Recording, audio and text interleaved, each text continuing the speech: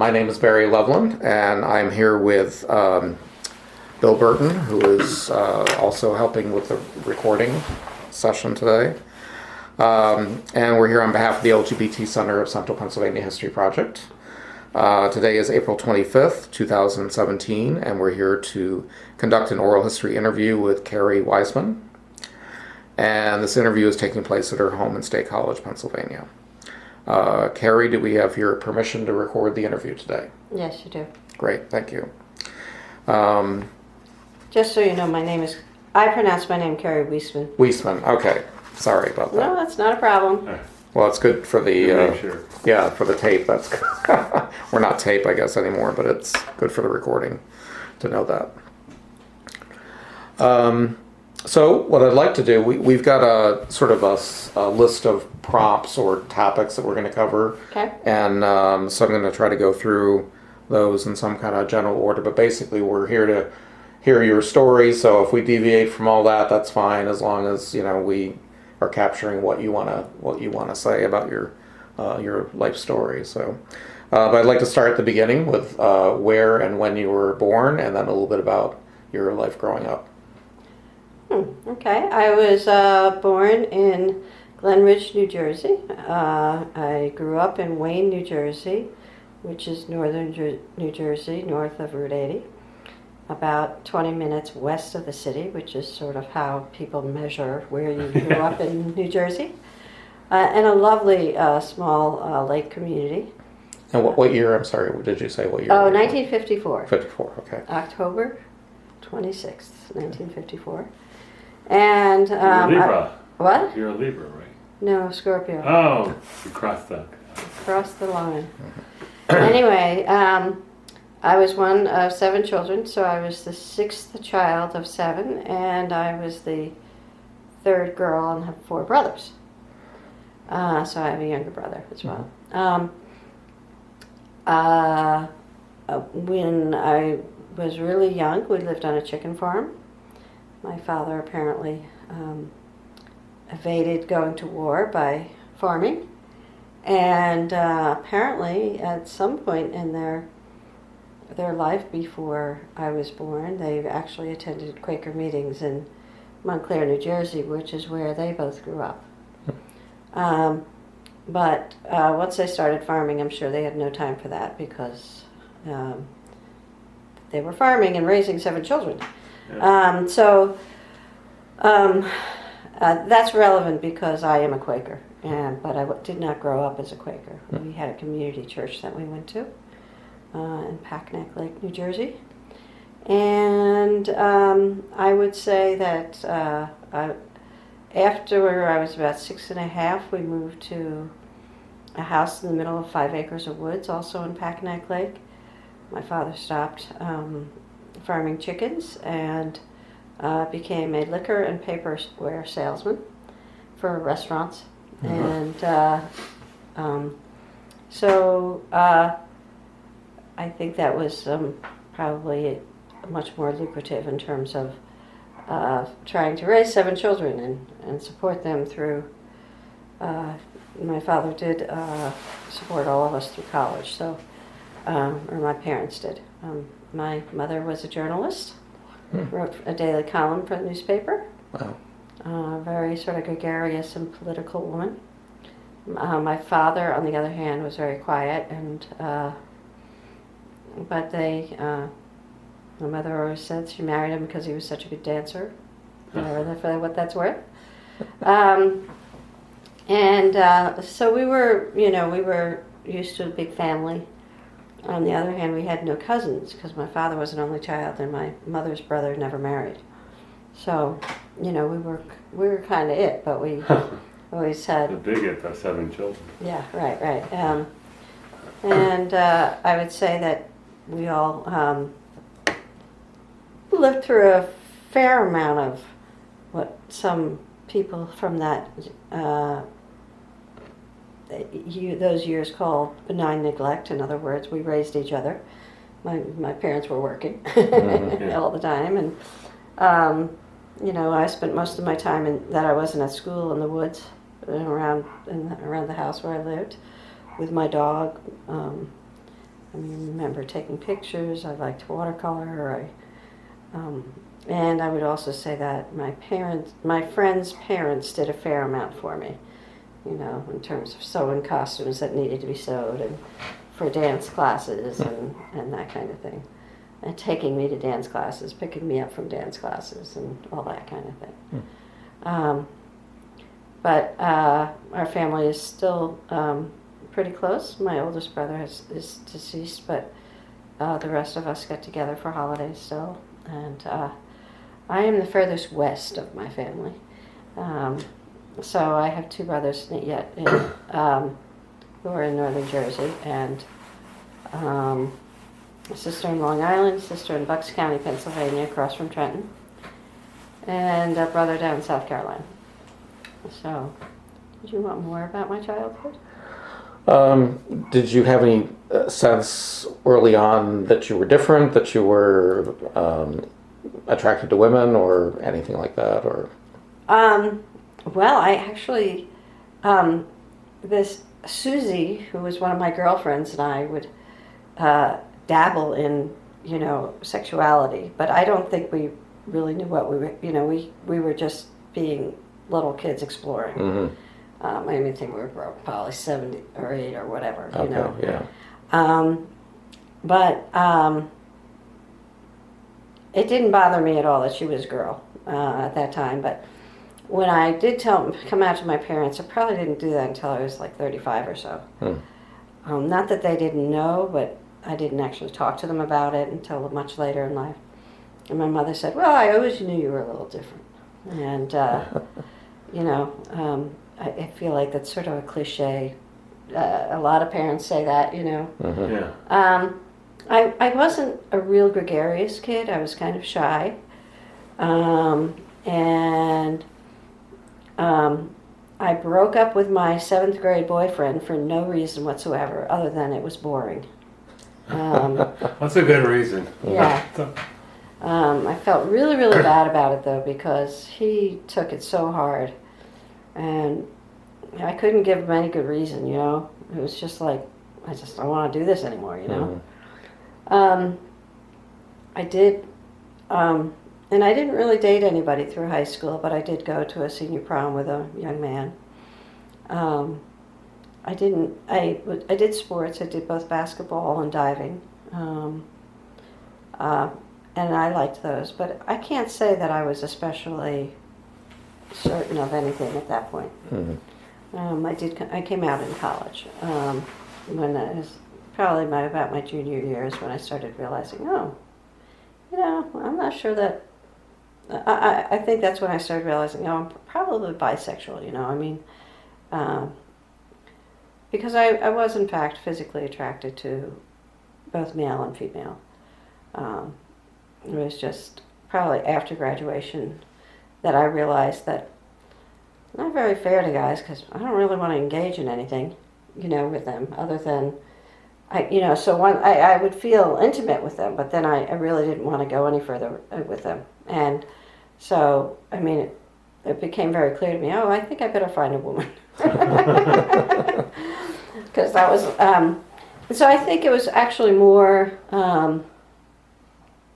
not that I didn't want to have intercourse, but that I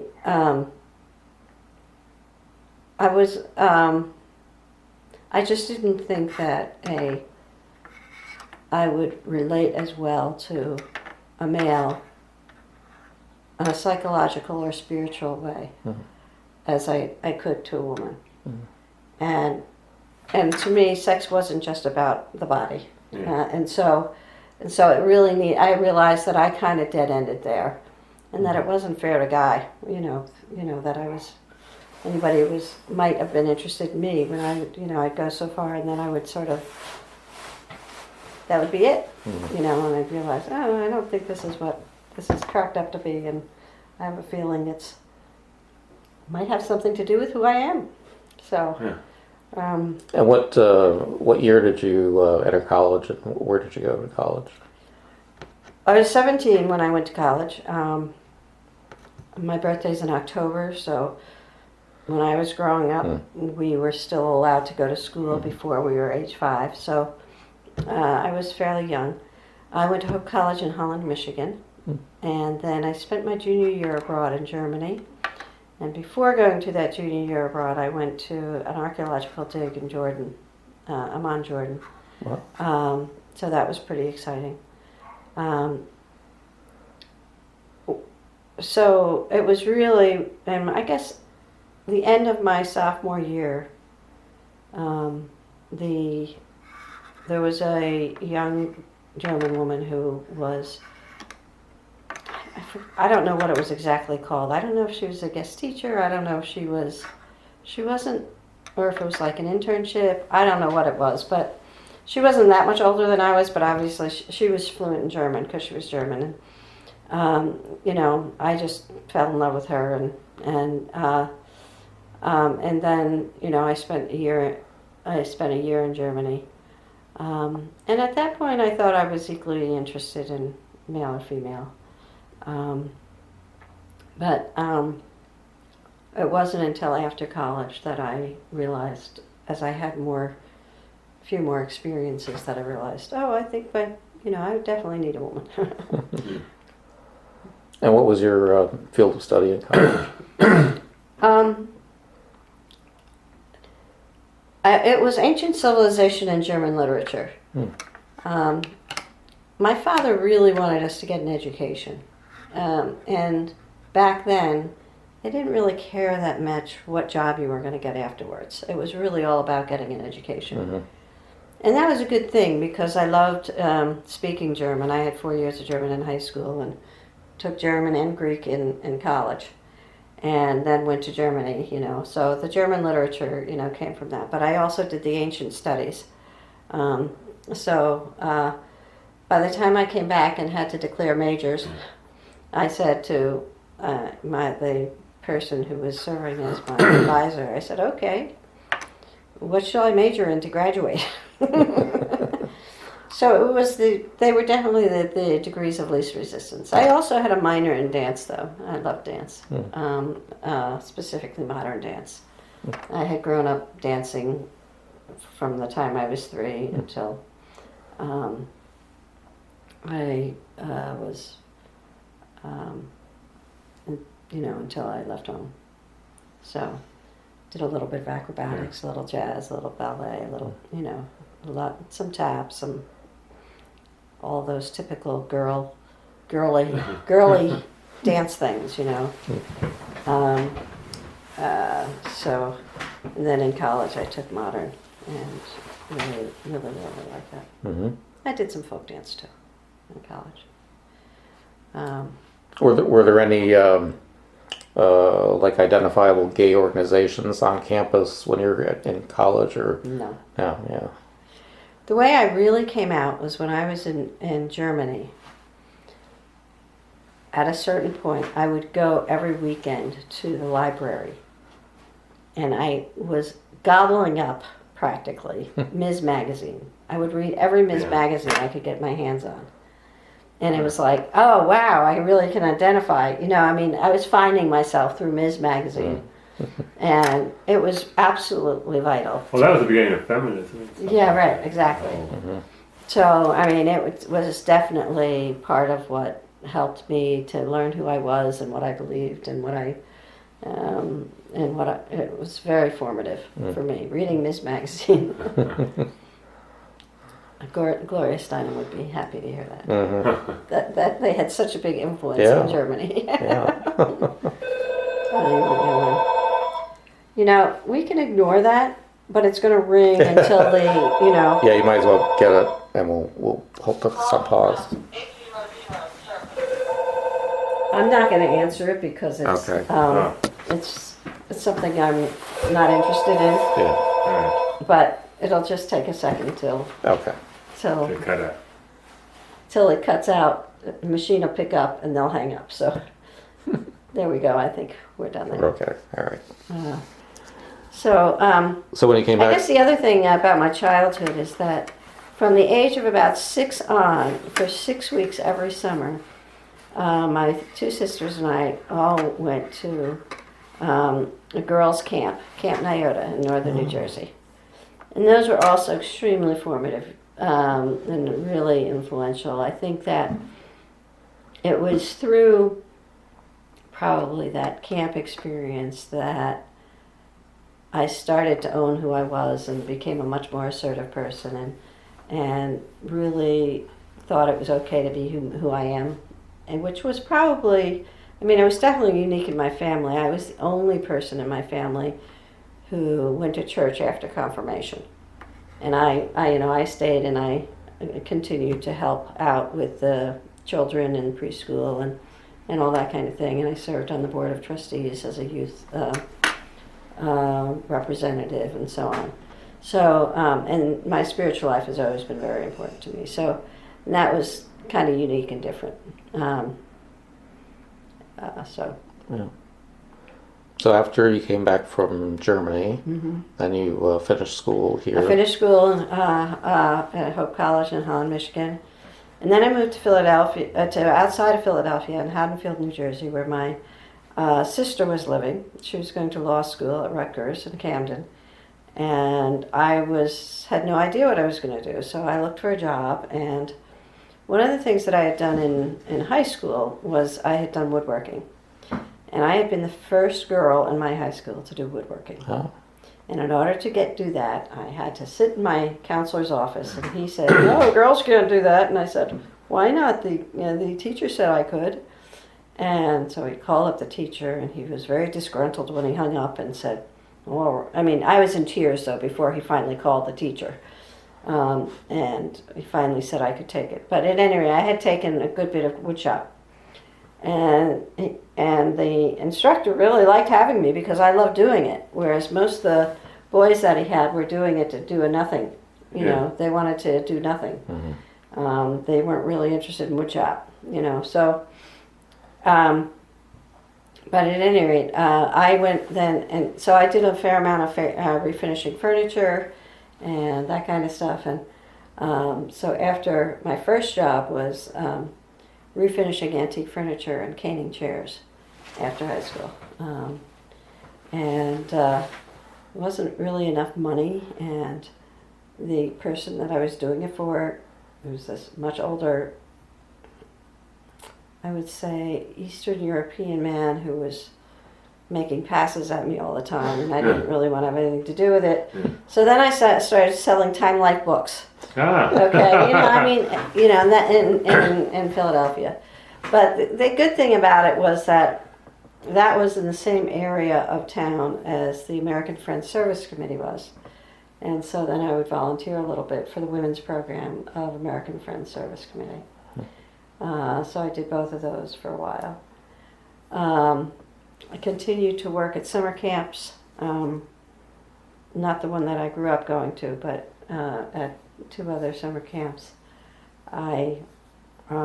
So you were doing like counseling, or Yes. counselor type work? Yeah, I was a counselor for a camp group of counselor. students, kind of thing.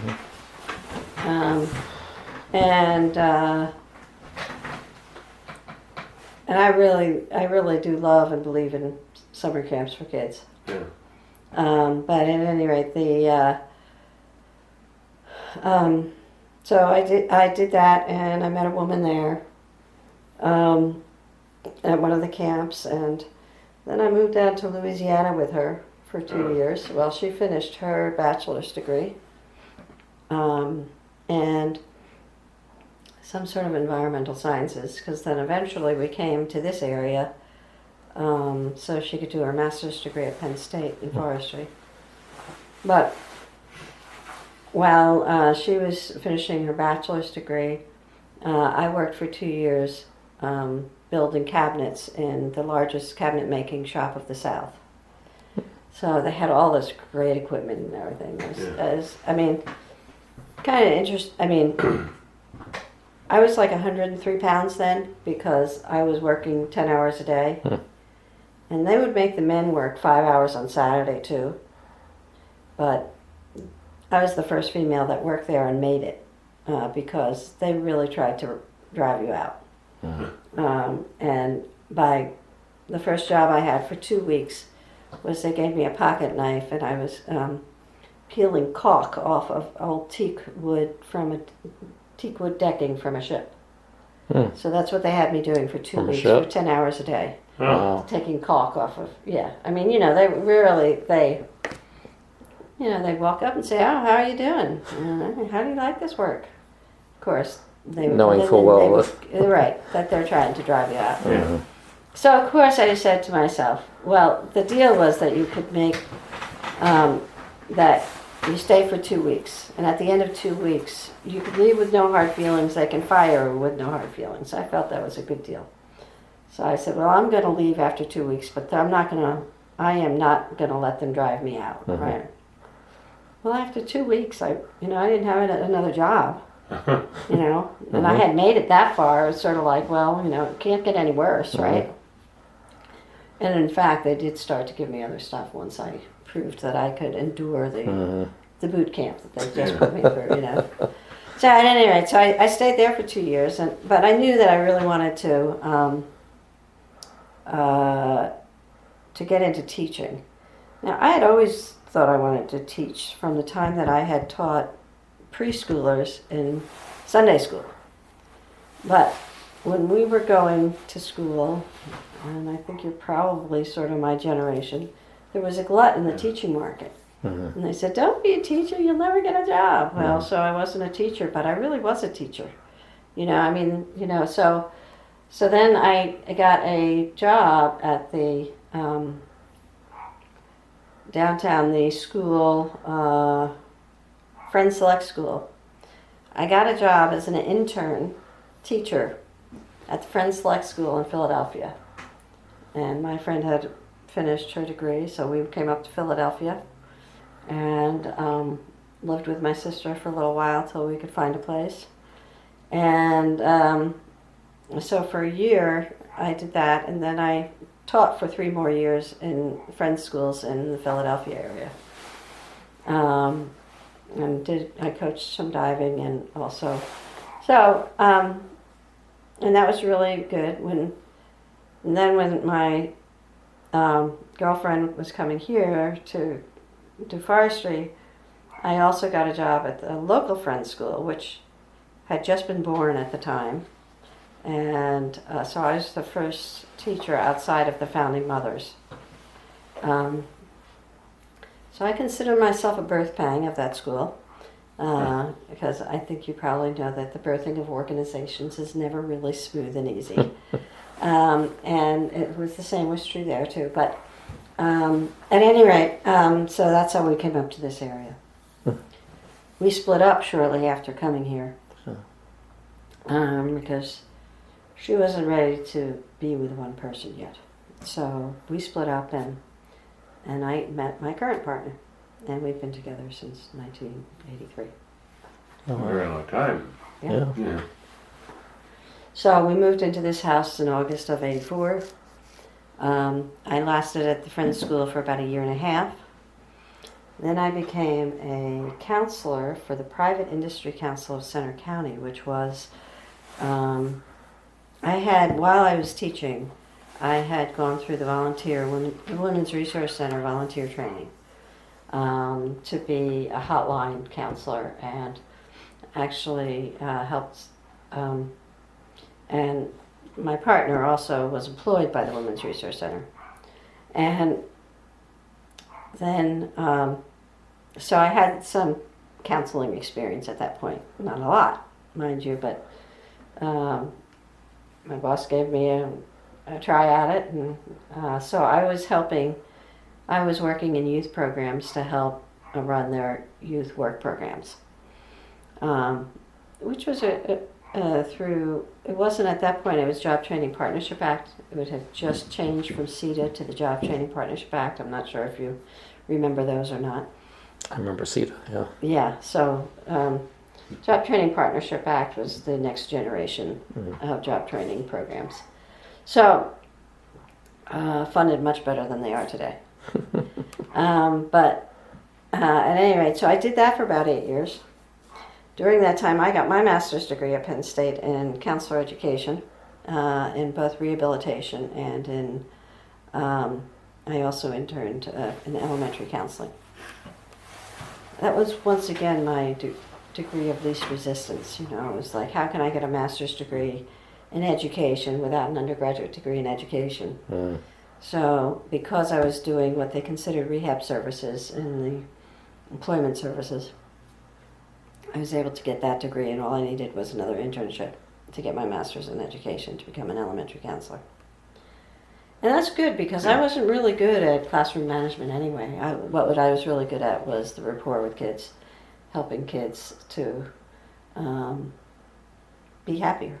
Yeah. You know, helping kids solve problems, that kind of thing. So I've been now with the State College Area School District for the last 15 years. And so that's sort of my jog through careers, Mm-hmm. you know. Not. So you're still working now, right?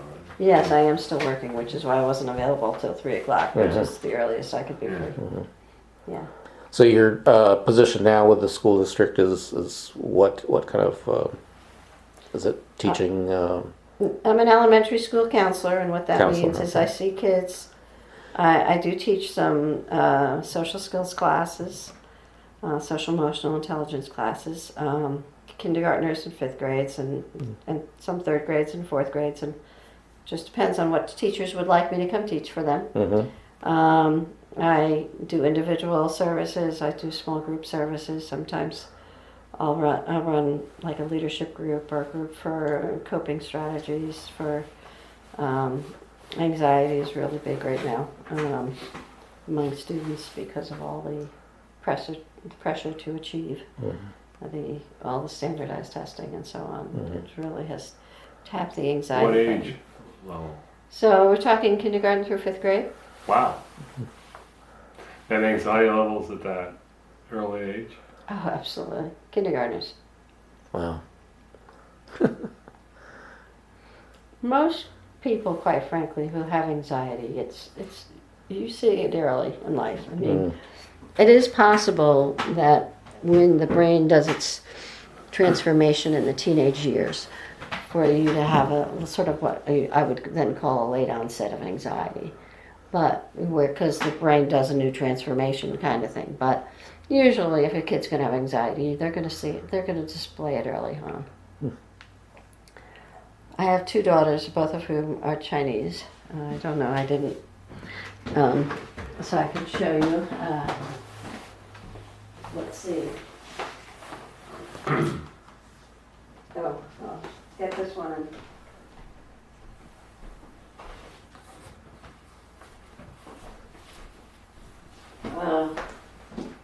So when I was working for the private, I missed a job in there. I worked for Penn State for 12 years after the Private Industry Council of Center County on a project which was called Fast Track, and it was a prevention project.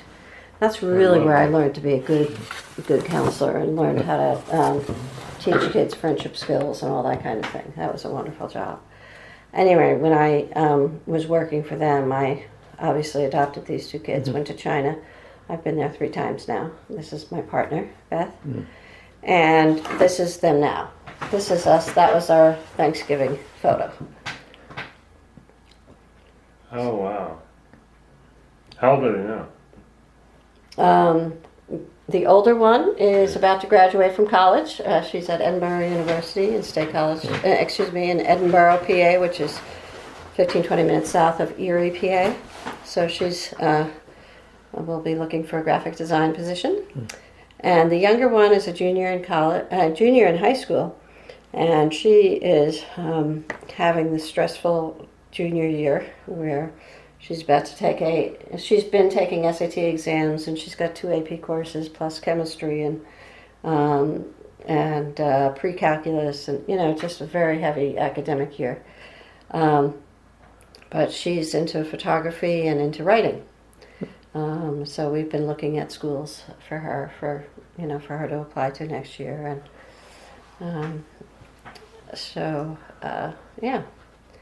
she's 17. The younger one is 17. Has gotten her license to drive and all that good stuff, and Gabrielle is now will be 22 in May. Wow. That's great.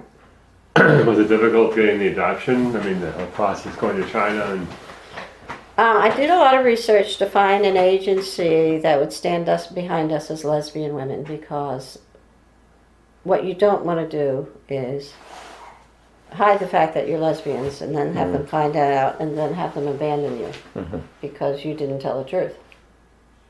Also, I'm a Quaker, so I really believe in truth telling. So, at any rate, so I did find what we wound up needing to do was to have two different agencies, one, the local one that could do the home study, and then one that was a good agency for international adoption, and they were out of California. Because it's ideal when you can have one agency do both, but we didn't have anybody local here that did California adoptions that I trusted. yeah. That did Chinese adoptions that whom I trusted. At the time that we adopted, China was the go-to place for lesbian women because you could get an adoption in 9 months, and you could have an infant, and you could have a girl, and Because they wanted boys in China, I think.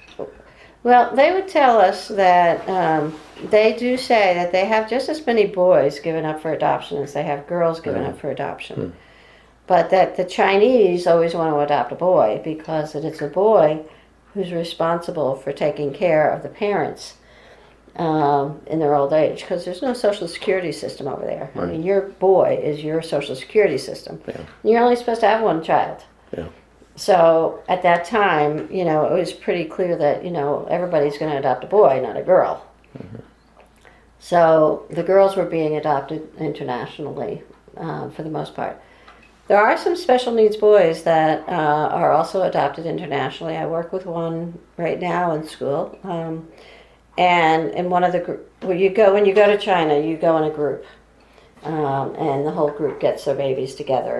And there was, in one of my groups, there was a family that got what was considered a special needs boy, and that's a child who's over the age of 2. And that's what made him special needs. Because adopting, especially between the ages of 2 and 5, is a very difficult period of time of development for a child to be adopted. On the one hand, they say the earlier the better. On the other hand, especially when you're going into a new language, the earlier the better. But there are challenges once the children are over 2 years old. The whole attachment issues become very, very strong, and you're not only taking them out of what they know, you're taking them out of to a whole new culture and so on. And they've already developed language, and they have to learn a new language at 2. There are a lot of challenges. Yeah. So at any rate, we were fortunate to get 2 infants. We were probably some of the last lesbian couples to get to go to China because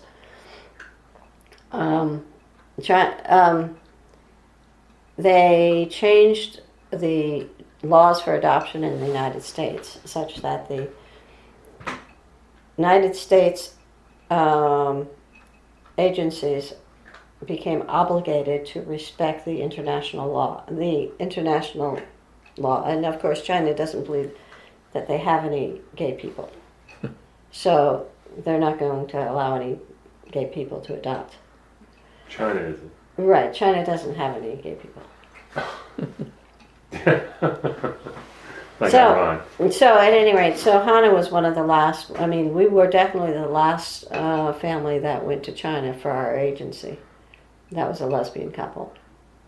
So they would have to go to other countries or domestically to honor, whatever the law of the land are, And basically there are just some countries that just don't have laws about it, that will allow, but like Korea, for example, will only allow heterosexual couples. They will not allow single parents at all. It's just why there are a number of people, in my age, and younger, who have Chinese daughters. number of lesbians who, you know, but as I said, there was this window of, they're 4.5 years apart. I would say there was a window of about 10 years where it was big. Yeah. Yeah, and China realized it was big. They didn't like hearing it. Yeah. Yeah, so anyway. But obviously adopting the girls was really important to me especially. So Beth and I had talked about it for about 10 years, and she finally said, you're not going to be happy until you do it, so do it. And of course, all it really, she wasn't that she didn't want children, she was just afraid that she wouldn't bond with the child, you know, in the same way that I would. And that the child would come between us and all that kind of thing. The relationship, do you have children? No. Okay. Well, your relationship definitely changes when you have children. Yeah. But they don't come between you. Once, all she had to do was have Gabrielle, the older one, in her arms for the first bottle, and she was gone. You know, she was, you know, it didn't, there was no adjustment period, really. I mean, it's just like you suddenly have this baby in your arms, and you know, it's like, oh, I have, you know, it's quite a kind of undescribable feeling, you know, because when you adopt like that, you know, you go to a 0 to 100 in, you know, a few seconds. Yeah. You know, it's not like your belly's getting big and you're feeling it kick and, you know, all that Yeah. kind of thing. You know, adoption is a really kind of a, you know.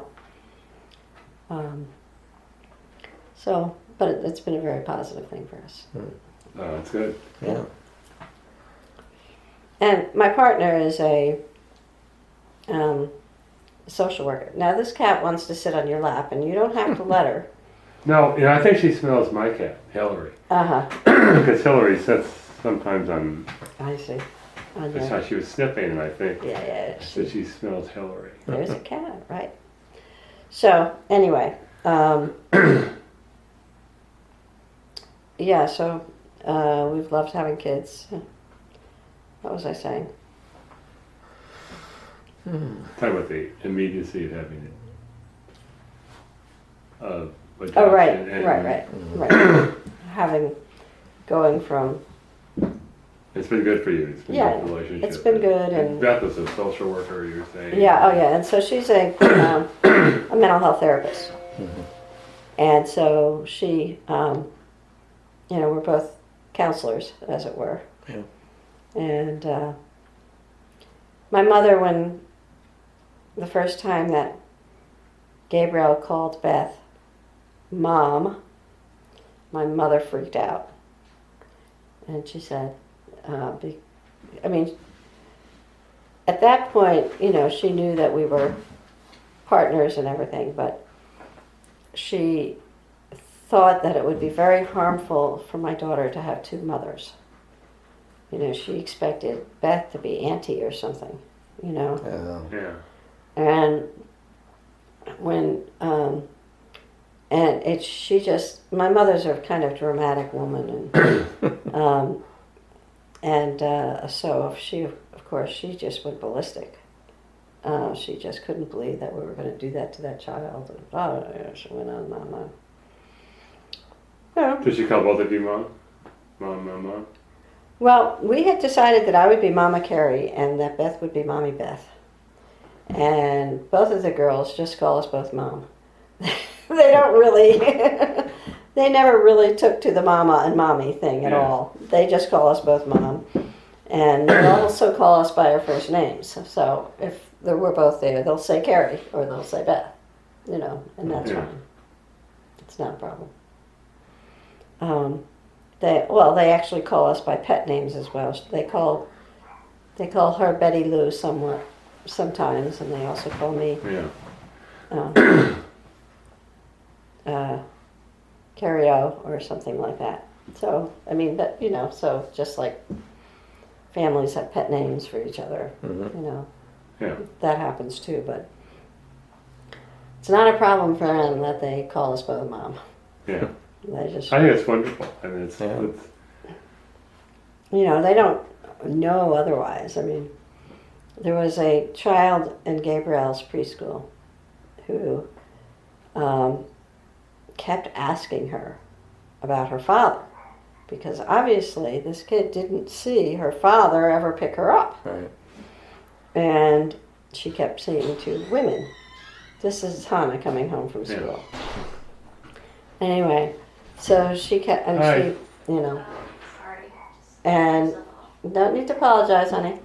And so the little girl says to Gabrielle, where is your father?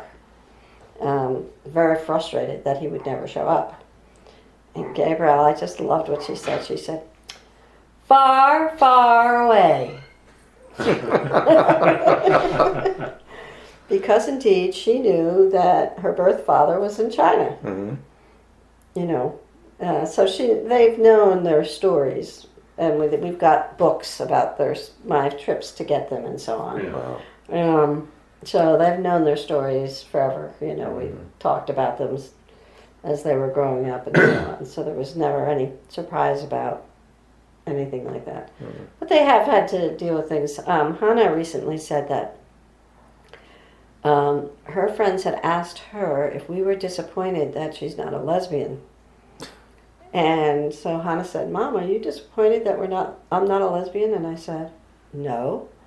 I said, why do you ask? And she said, well, my friends thought that since you're lesbians, I should be a lesbian. I said, well, you can tell your friends that your sexual identity is probably set by about the age of 2, so we didn't have much time to convert you. You don't convert. Well, of course that was the joke. I mean, she knows that, Yeah. I said, honey, I just want you to be happy with whoever you love, Yeah. So, at any rate, it's... So, I mean, they've, I think, both done really well growing up with it. There have been occasions when our older one, who is the more conservative child, in other words, she just likes things to...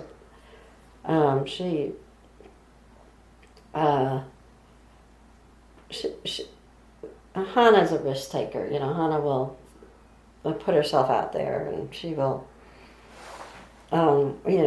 she just says, well, my parents are lesbians, you have a problem with that? She's, Yeah. whereas Gabrielle there were occasions when she was growing up when she would only want one mom to go someplace so that there wouldn't be questions about why there are 2 moms there. Mm-hmm. And we've always honored that with the kids. If that's Yeah. where they were at, that's where, that's what they wanted. And, there are still times when Hannah might, and I don't think it's clear to them why they only want one of us to go. But I don't really think it's internalized social homophobia. I think maybe sometimes they want a one-on-one experience rather than a lot of kids, one of the parents is always working, so one parent is the only one who goes. And if you're the only one with 2 parents there. When Gabrielle was in college in her freshman year, she was on the dance team, so we would go up for every football game because she was always performing, for the football games. And her friends started calling us helicopter moms. Huh. And the fact is that I don't think really that we were helicopter moms because, we might talk to her once a week, but, we weren't talking every day on the phone, and we weren't, doing the kind of things that you might expect a helicopter mom to do. We weren't trying to control her experience or anything like that. But it was just because there were 2 of us there. 2 moms there every time we arrived, Yeah. that it seemed like there was a lot more mom there, than for other kids. And plus we did go to most of her games.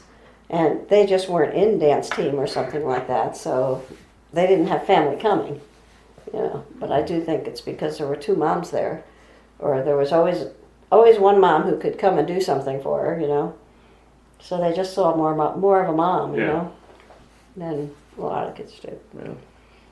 But they don't have any problem telling, kids that they have lesbian parents or anything. They're quite well adjusted. Yeah. Yeah. Gabrielle has occasionally said when she was growing up that she sort of wished she had a dad. When Gabriel got a boyfriend, whom we love, he's a sweetheart, and we think he's wonderful. Hannah said, "Oh, well, he can be my bright big brother that I never had." You know, that was nice. You know. So that's sort of our little family. Nice. Family. Yeah, that's very nice. Thing. My mother was very supportive with both the children in the sense that she gave us $5,000 to help with the adoption process and everything in both cases. When I sent her the letter when I was about 35 saying, and as I said, she was a very dramatic woman, and I knew that she would have a dramatic response. I didn't really want to be there for it, so I just wrote her a letter. And 3 weeks went by, and I hadn't received anything. And then I finally get something in the mail, and these little pink heart letters, this note from her, basically, the extent of which, it was like a pad of notes, you know, these little pink hearts saying, "I love you dearly, and you know I'll always," and this is, my mother had said to us when we were young, because she had friends who had disowned their daughter because she married a black man. So my mother made it very clear to everybody, and all the kids, "I will never disown you, no matter, I may not approve of what you do, but I will never disown you," you know. So, I mean, I always knew that, and I appreciated that. But in these little cards, it essentially said, "But, you know, please don't publicize it with my friends, or especially not with my brother," you know. So Beth's response when she read that was, "Well, I guess we'll stop the articles in the newspapers that we were planning to send." Because obviously we didn't really have any interest in their friends, or I don't know that it had never occurred to me to come out to my uncle, because, you know, he was who he was, and, you know, we just kind of, I mean, that wasn't anything I needed. Yeah. So, then we had dinner, and I said, you know, as I said earlier, my mother said to me, "Well, I always knew you were a little different from the others, you know." There was a moment in my teen years when I was like 12 or 13, when she said, "Well, when are you going to bleach your hair?" Because she's a bleach blonde. Yeah. I mean, bleach blonde. And both my older sisters bleached their hair. And I said, "I'm not." And she was like devastated. Like, "What do you mean you're not?" And it's like, "I don't want bleach hair." You know? I mean, it was, and I think there were probably lots of things like that where my sisters just sort of fell in line with the typical female stuff that I didn't. Yeah. So did you have other questions for me, or am I? Sure. I think in your occupational history, you mentioned something about the school district, that you had some discrimination issue or something. Yeah. So in the school district, they would allow unmarried heterosexual couples to both have insurance, but they would not allow heterosexual unmarried couples to both have insurance. So I'm convinced so at some point I was, actually, let me back up for a minute, because I was sort of active in my meeting long before I was active, became sort of more of a social activist. In my meeting, and this would be 1988 or 89. This is the Quaker. Right, Yeah. State College Friends meeting. Right. I had heard that the Gay Men's Alliance had been kicked out of the Friends meeting. And the reason it had been kicked out was that one of the very conservative people, Christocentric people at meeting, had arrived at the meeting house when they were showing the movie La Cage aux Folles. And he was offended and said, "Well, we can't have people in our meeting house unless we know what they're doing." Well, of course, so he told them that we had to have somebody at the meeting house monitoring what they were doing, and they said, the hell with that, right? And I had no idea about any of that. And when I heard that, the buzz in the gay community was that friends are not friendly to gays, I was very distressed, of course, because there I was, a member of the meeting. And I was, out. I mean, I was never closeted at the meeting. How much people knew at the time, if they had eyes to see with or not, is another question. But so I went into a business meeting one Sunday. Business meeting is once a month for Quakers, and I said, I'm sure that our meeting doesn't mean to be unfriendly to gays. And at that point, I didn't know anything about them not. Well, maybe I actually did. I said, I heard that, this group, men's group, was told they weren't allowed to meet there unless they were monitored because of showing this movie. Well, they were enraged. I mean, a number of people were very upset about that because they didn't know that this person had done that, And so, but on the other hand, I said, so I thought what we could do is kind of, publicize what we call as a minute, which is like a resolution that you have at a meeting, that we do welcome everyone, and I gave a sample of one that had been done at New England Yearly Meeting, which is an organization, obviously New England, group of friends. And they went into this whole thing of, well, does that mean we welcome pedophiles? And does that mean, you remember these arguments, right? And does that mean so at any rate, so we finally laid down that minute, or stopped trying to do that. But instead, we started having a lot of different conversations about things like what are civil rights, what is marriage, Quakers believe that God ordains marriage, not any person. And, if two people are led and feel that God has ordained this marriage, who are we to say whether God has or has not ordained this marriage, and so on. We had a lot of discussions. So eventually at our meeting, we came up with a civil rights minute. Basically, everybody could unite around, everybody deserves the same civil rights. So everybody could unite around that. About 3 or 4 years later, we also came up with a minute about marriage, and saying that everybody, and then maybe 3 or 4 years after that, we also then amended our civil rights minute to include trans people, because that hadn't been in our original, I guess it was LGB at that point. I don't remember the acronym. What was the time frame of the original, when you first started that process, when they were... Well, we started the process of the discussion in '89. Sorry. That's all right. Hello? Hi, Sandy. How are you doing? Sandy Barney. Hi, Sandy. No, we're in the middle of Kerry's interview right now, so can I call you back? Okay. Thanks. Bye. Sorry.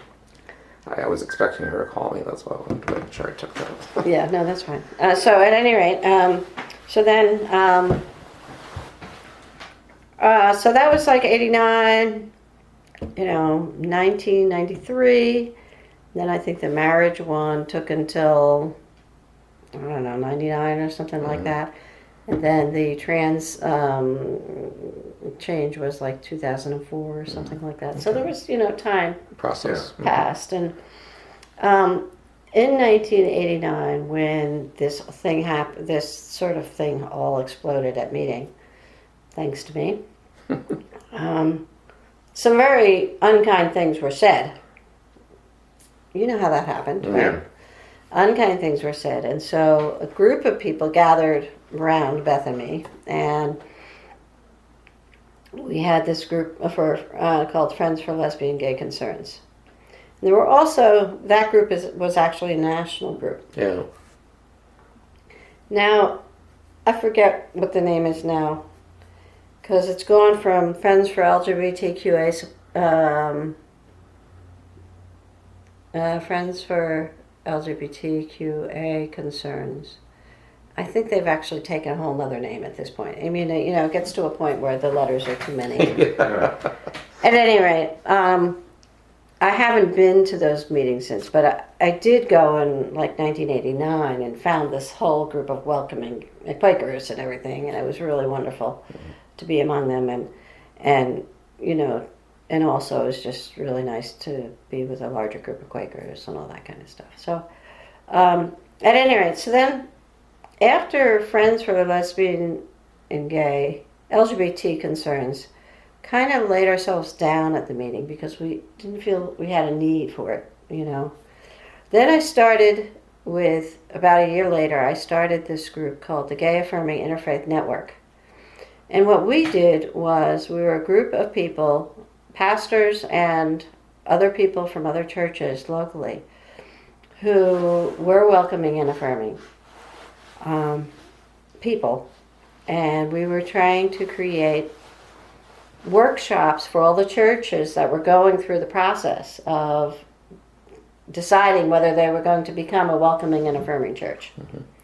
And so we did for probably about 4 or 5 years. We did these workshops, and I think they were very useful to the churches, to the local churches, in terms of here in the State College? In the State College area.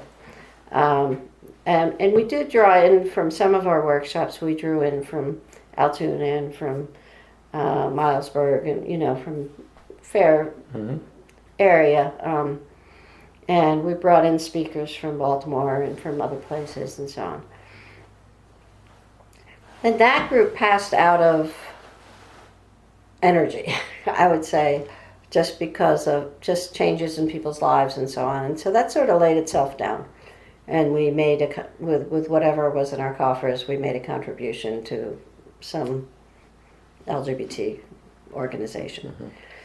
Mm-hmm. And then, in the last 3 years, is when we started, I drew some people together and I said, you know, this is a really welcoming community, but you shouldn't have to live in it for 32 years to know that. You know what I mean? In other words,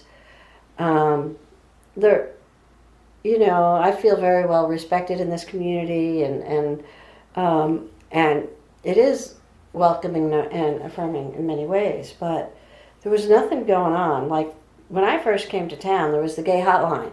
There was somebody to call to say, hey, how do I get connected? Mm-hmm. You know? Of course, that went out of existence because it wasn't needed as much, because there was like a general hotline that people could call and get that information from. Mm. So there wasn't really a need to have one, you know, devoted to. On the other hand, there was no way to know what was going on in town and how to get connected with people and so on. So a group of us started the Center LGBTQA Support Network. The what? Center, which is our county, LGBTQA Support Network. And what we do is we sponsor lots and lots of social functions to help people get connected, and to provide fun opportunities and to educate people. And so that was why I was telling you that this weekend, Friday. So one of the first things that we did was we have Friday Night Live, which is the last Friday of every month. And that's at Webster's Bookstore and Cafe. And we always have a featured musician or artist of some kind. And then we have an open mic afterwards. So when did this start? That actually started in, this is 17, January of 2015. Wow. But in August of 2014 is when we actually formed this group. Sure. And we were deciding, what are we going to do? Mm-hmm. Okay. The other thing that that we were planning was we did in February already, we did a LGBT community fair, and we held it on Penn State's campus. And we had businesses and organizations and everything, basically to help all the people who are here to get to know who each other were, as well as to bring people here to find everybody, you know, in one place. Wow. And that was really exciting and very popular and a lot of work. So what's the age spectrum of the group that's meeting? The age spectrum of the group is, I would say, from high school through, So it's all ages. yeah. it's How all- big? How big do you think the community is here at State College? Well, that's a different question than how many people do we have at any given Okay. event. Two Okay. questions. Two questions. Yeah, two questions. It's really hard for me to know how big the community is in State College because, you know, we've got this whole Penn State piece, okay? Yeah, the university. Right, and there's, you know, obviously that's a fairly large segment. Yeah. But then we also have, you know, community people. And like there's a whole gay Bellefonte community, but I don't know them. Okay? I don't know how big it is. I don't know if we're talking about 12 people or 55. You know what I mean? Right. But there's definitely, I have met women through the years who were part of the Bellefonte community. But, like, I couldn't tell you right now, you know, how big it is. I would say at any one of our events, we just held our annual prom, the prom you should have had, which is a whole bunch of fun, and it's our annual fundraiser. We have it out at Tussey Mountain Resort, and you know, we cater it, and we have a best-known DJ in the community out there doing the music, and there's a bar that people can buy their drinks and so on. And I think we had about 110 people at that event. Sounds like fun. Yeah, yeah. And it was, you know, it was $35 a person, $20 for students. It was over, you had to be over 21 for that event. But these, we also have quarterly, we have drag bingo. And that's a fundraiser for the State College High School graduating senior who is active in LGBT concerns and seeks to build equality for all in their lives. So that's we give a $1,000 scholarship to a student graduating from the high school. And I would say we average right now about $500 per bingo, and maybe anywhere from 40 to 60 people at a bingo night. Great. Wow. And we have a drag queen, you know, call the numbers, and every 5 games we stop for a minute so they can go get some food, and she does a little drag show, and you know, we do 15 games for the evening. Everything we do is family friendly. So as far as I'm concerned, you know, some people thought, oh, we really need to, you know, tell them it's you know, teenage and above or 12 and above for the drag bingo. And I said, you know what, if parents, I mean, the name is there, it's drag bingo. If parents want to bring their 8-year-old to drag bingo, what's the problem here? Right. You know? And they were concerned that the drag queen would feel inhibited. I said, drag queen can cope with that. You know what I mean? Yeah. You know, so what? I know kids are little behavior. I mean, You know, yeah, I mean, the kids have seen much more on YouTube, you know, believe me. You know, so at any rate, you know, we're currently in the process of getting ourselves liability insurance. We're now starting to pay rent for storage because we've got so much stuff. You know, we don't have our brochure yet. The brochure is coming, but we always have handouts, and we have tchotchke to give away, and we have, I can just show you our, so it's pretty exciting because, you know, we always have around $5,000 in our bank account, and we're doing stuff all the time. This is our little logo. You that's may great. have that if you'd like. Oh, thank you.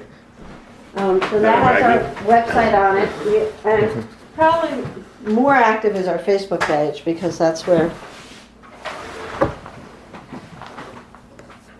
Um, and so we've actually done an awful lot in in a few years. And we have, to our Friday Night Lives, the high schoolers always come out.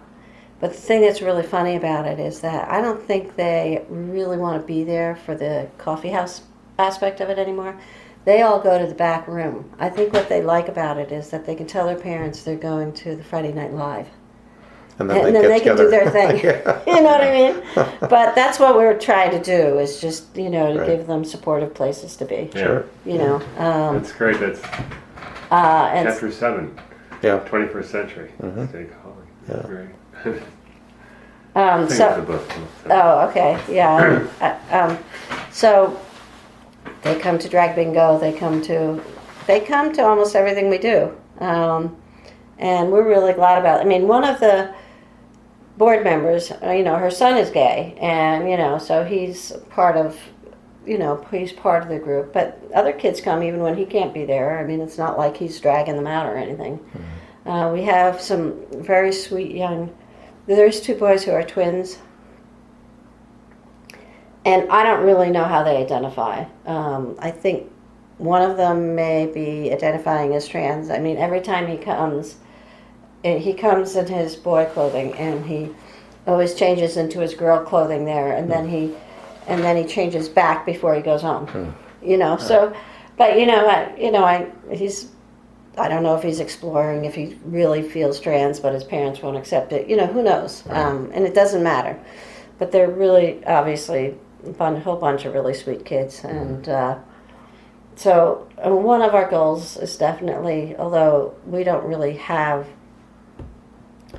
beyond our mission statement, which, says that we're trying to provide education and so on in the community, we don't really have a lot of written goals, but certainly the heart of me and this mom, she's a bisexual woman who has a gay son, and then the head of the counseling department, who is in the high school, was also a lesbian woman, and she mentors the what was a GSA group, the Gay Straight Alliance, and it's now called LGBTA, I don't know what it is, but they changed their name to be more reflective of what they think they are. And our goals really is to help, decrease gay suicides, Mm-hmm. to help people have normal lives, which is what I feel really blessed to have, Mm-hmm. pretty normal life, Mm-hmm. And I mean, I knew from very early on, how am I going to find women? Because I did try going to the bar scene, but I wasn't going to fit in there very well. That wasn't me. I don't smoke. I don't drink. I don't, I mean, it's like, I don't think this is going to work. Yeah. So, anyway, so getting back to my career, you asked about that. So there were a group of us in the district, LGBT people, who got together and said, how are we going to move the district forward? They had tried to do an anti-harassment policy. The board had tried to do an anti-harassment policy. And the board has been sued several times by religious right people for doing things that they considered against their rights. Mm-hmm. And the harassment policy did get knocked down at the state level. So, but that had been a number of years ago, I mean, and so it's like, okay, we've got to start doing something again here, now that, the board is turned over and, we don't have a lot of people who invested so much and got burned kind of thing. But then, I just, I don't know if it was film. There was a film that I saw once, and it was like after that I said, I'm not taking this anymore. And it was a film about a kid. I think, it was something about him being gay and not being allowed to go to school, or whatever. It was definitely, it had something to do with the school. But at any rate, so then I just said, I'm not doing this anymore. And so I said, Beth, because Beth's pretty private. I'm much more, I don't care what you think of me, kind of person. What I do care about, and what I did care about, was that whether it would affect parents letting me work with their children. I did care about that to some extent. Yeah. But I also knew that if I sued them, they couldn't fire me. And it turned out that there was a fair amount of support in the community for what I did. But so at any rate, what happened was Beth and I went to the local civil rights lawyer and said, outlined it for him and everything. And he told us what to do. We had to go back again and get it in writing that they would not provide us with insurance. It had created undue hardship for us because Beth had been an independent practitioner. But so as insurance started getting more and more expensive, it was getting to the point where she was having to pay outrageous amounts of money for insurance, and who knew what kind of insurance she was going to get and all that. So she eventually wound up taking a job at the organization where she otherwise had rented space, because they were a mental health service. And she wound up, so it took a huge cut in pay in order to be able to get their health insurance policy and everything. So there were real losses, in terms of her not being able to be on my policy. Right. So ACLU took the case. They paid for the whole case. And, there were articles in the paper about it and all that kind of thing. And Which papers? The state college papers, or which? Well, it was down I know it was in Lewistown. It was actually, it was picked up nationally because some people from Florida contacted me and said, oh, good for you. So it was, it wasn't the biggest case, obviously, because basically what we were saying is, and what my sister and brother-in-law are both lawyers. And what my brother-in-law said was, well, that's really weird. Most employers, if they're going to offer unmarried couples insurance, it's the gay people that they're going to allow to be unmarried, because straight people can get married. Gay people can't, at the time. Right. So, we it was great because they did it both on sex discrimination, and there were actually 3 different bases for the lawyer, and we knew this prior to this, was the lawyer for the school district was just a total jerk and really didn't understand civil rights law at all. I mean, it was pretty clear that ACLU would win this case from the beginning. Yeah. But the school district said no. I mean, because obviously we gave them an opportunity to reverse their decision. And they said no, and so we wound up not having to go to court because they agreed to. So what happened, of course, is the school district turned it over to their insurance, liability insurance. And their liability insurance said, oh, this is a no-brainer. Let's sit down and talk. And we went to Pittsburgh, and where the presiding mediating judge where we had our mediation. And so we settled for $42,000. Now, if I had realized how much we were going to be taxed on that $42,000, I might have held out for more. But we weren't really trying to stick the school district. We really wanted policies changed, and we wanted... Did they change the policy, though? Oh, yeah. There were 3 different policies. There were actually 6 different policies changed. 3 different policies for staff and all the people who were employed, and 3 different policies for the students. One was harassment, one was equal opportunity, and one was, I don't remember what the other one was at this point, to be honest. But fortunately, this other woman who's the head counselor she had already been working with them and done the research to know what policies we should have in place. So they had already applied the school district with the policies that we wanted. Mm-hmm.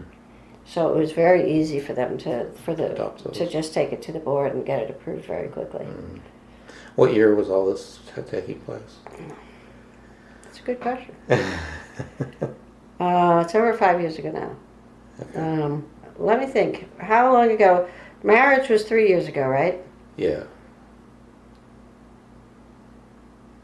It was at least 6 years ago now. Okay. 2010 probably. Mm-hmm. Yeah. So that happened over summer. Yeah. Oh, that's interesting. Yeah. Hmm. So yeah. So that was a good thing. The other thing. So if we was- want to look up the newspaper articles, they would look up the articles here online on yeah. the paper here in State College. Yeah. Everything Yeah. like that. Yeah. It would Center be. County Times, is that? No, the Center Daily Times. Center Daily Times. Right. Yeah, they definitely carried it. USA Today had a piece too. Oh. They picked it up. But the reason So that that's it, easy to get stuff online for the local papers and right, search. and the through reason volumes that it was of of interest was because we were the second case in Pennsylvania. There was one in Philadelphia, very much like this, and Pittsburgh also Pittsburgh University had a similar case. And the thing that made it so interesting was that Pittsburgh University lost their case, and it was the same insurance carrier. Okay, so it clearly wasn't the. What had happened was that insurance carrier had just automatically put in all of their policies, because of the litigation that had happened in Pittsburgh, that they would allow opposite same gender couples to be insured. So that was automatic in there. So the school district actually had to change the wording change it. in it, and in order Wow. for that policy to be. So the school district really was in a really bad place. I mean, They changed the policy. Yeah. oh yeah. I mean, The insurance always would allow it. right. It wasn't that the insurance wouldn't allow it, it was that the district wasn't allowing it. The other problem that they had was that the borough, and the school district is in the borough, also had a policy that you weren't allowed to discriminate against gay people. So, I mean, we had a lot of levels of that we could have gone down, Yeah. but didn't need to, because clearly the liability insurance company people said, this is stupid, for you to spend, for them to waste money litigating this when the total cost to them was going to be so relatively low.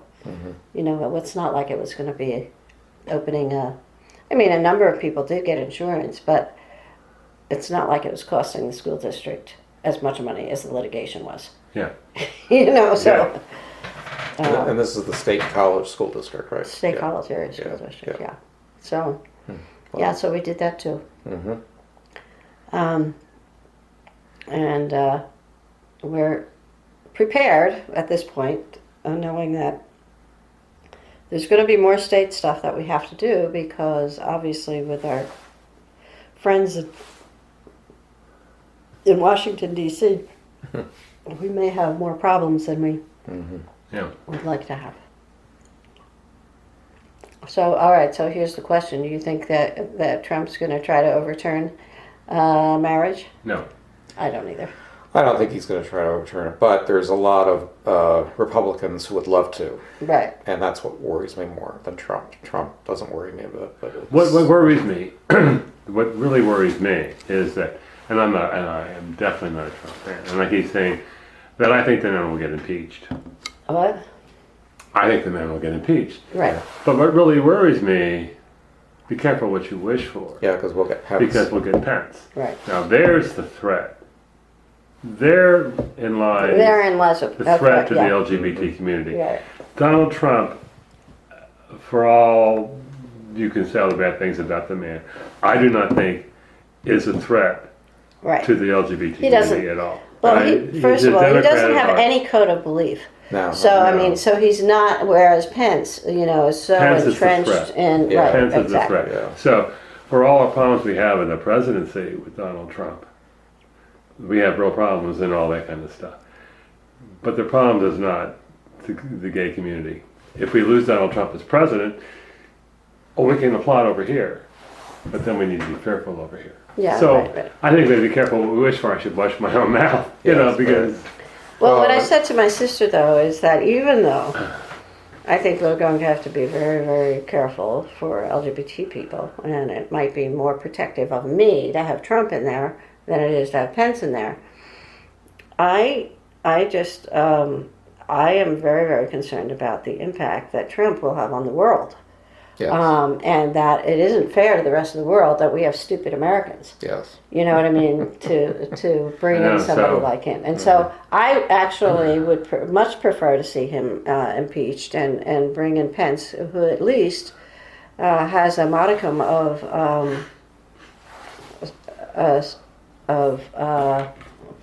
propriety and It's not and as, believes in something. not as I think- unpredictable and wacko. I think